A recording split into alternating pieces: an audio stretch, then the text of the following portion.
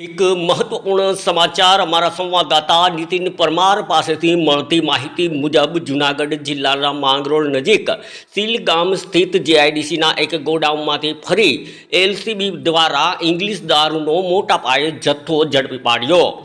Junagadh LCB દ્વારા હાથ ધરાયેલ આ રેડમાં અલગ અલગ બ્રાન્ડની કુલ 334 પેટી વિદેશી દારૂનો જથ્થો જપ્ત કરવામાં આવ્યો। પ્રારંભિક તપાસમાં 8 આરોપીઓના નામ બહાર આવી રહ્યા છે, જેમાં 4 આરોપીઓને એલસીબીએ ઝડપી પાડ્યા છે, જ્યારે અન્ય 4 આરોપીઓ હજુ સુધી ફરાર આરોપીઓને ઝડપી પાડવા એલસીબી દ્વારા તપાસ સાથે સર્ચ ઓપરેશન હાથ ધરવામાં આવી રહ્યું છે।